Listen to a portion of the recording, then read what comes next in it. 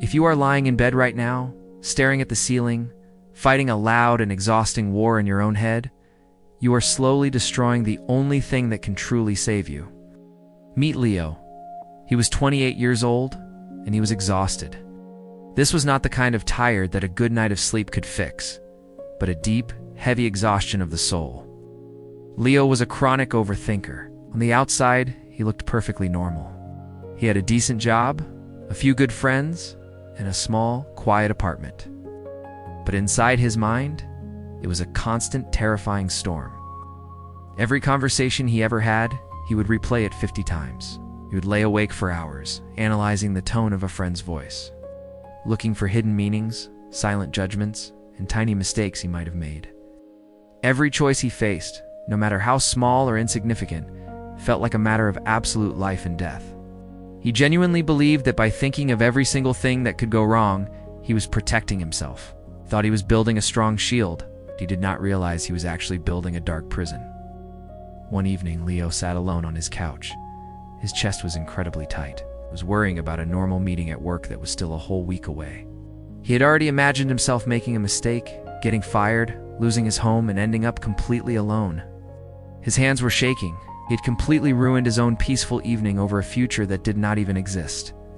The pain of his own racing thoughts became so incredibly heavy that he finally realized he could not survive living this way anymore. He had heard about an old man named Master Kale who lived in a small wooden house at the very edge of the city. People said Kale had the quietest mind in the world. He had survived great tragedies and lost many things, yet he smiled with eyes full of absolute peace. Desperate for relief, Leo knocked on the old man's door the very next day. Kale welcomed him inside with a warm smile and slowly poured 2 cups of hot tea. Leo sat down and immediately started talking. He could not hold it in anymore. He poured out all his darkest fears, his imaginary scenarios, his constant obsessive planning, and his endless, suffocating anxiety. He spoke incredibly fast, trying to explain how hard he tried to be ready for all the bad things in life. Kale just sat there and listened, did not interrupt, he did not judge. He simply let Leo empty his heavy, tired heart. When Leo finally stopped speaking, the small room was perfectly quiet. The only sound was the soft steam rising from the hot tea. Kale looked at the young man, his eyes full of deep kindness, and sighed softly. "You think you are preparing for the battle of life," Kale said in a low, calm voice. "But you are actually just fighting ghosts." Kale then told him a story. He said that long ago, there was a great and powerful warrior. This warrior had made many enemies in his life, so he was always on guard. He slept with his sharp sword in his hand. He watched every single shadow that moved. One dark night, the warrior heard a sudden sound just outside his tent. He was instantly convinced that an assassin had come to kill him in his sleep.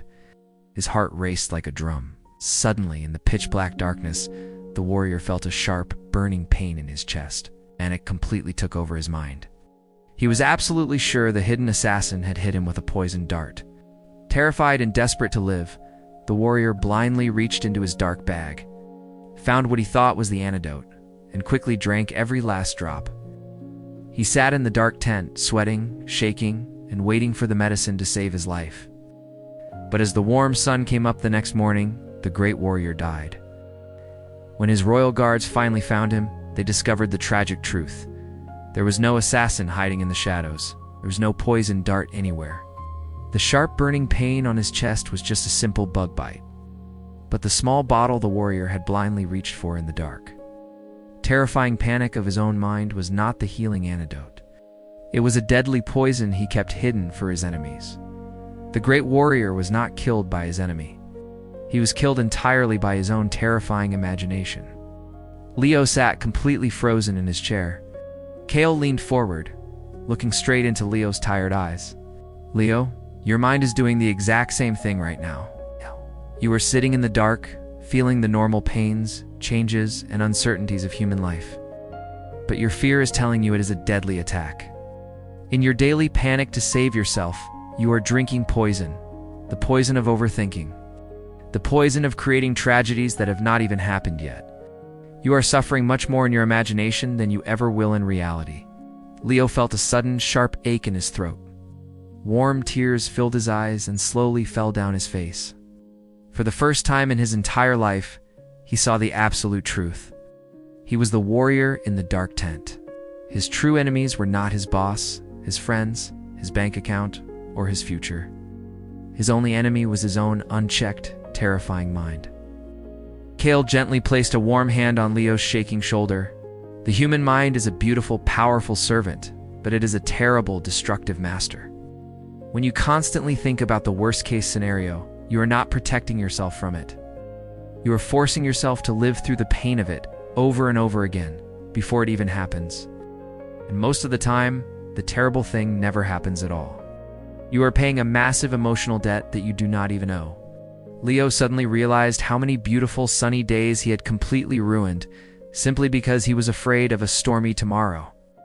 He had missed the delicious taste of his food, the comforting warmth of the sun, and the joyful laughter of his friends.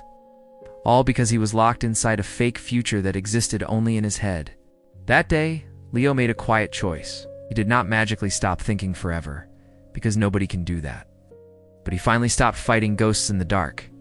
Whenever the loud, lying voice of fear started to tell him terrible stories about tomorrow, he would immediately stop, take a deep breath, and ask himself one simple, powerful question. Is this disaster happening right now, or am I just blindly drinking the poison? You must learn to do the exact same thing. Life is already hard enough on its own. Do not make it infinitely harder by destroying your own peace from the inside out. Your loud thoughts are not facts. Your dark anxieties are not predictions of the future. You must let go of the impossible need to control everything that is coming. You are strong enough, smart enough, and brave enough to handle whatever happens exactly when it happens. Stop living in the terrifying nightmare of tomorrow and finally wake up to the beautiful reality of today. The next time you find yourself spiraling deeply into the dark, remember the warrior in the tent. Put down the heavy poison and simply breathe. The real battle is not against the world outside, but against the ghosts you keep feeding in your own mind.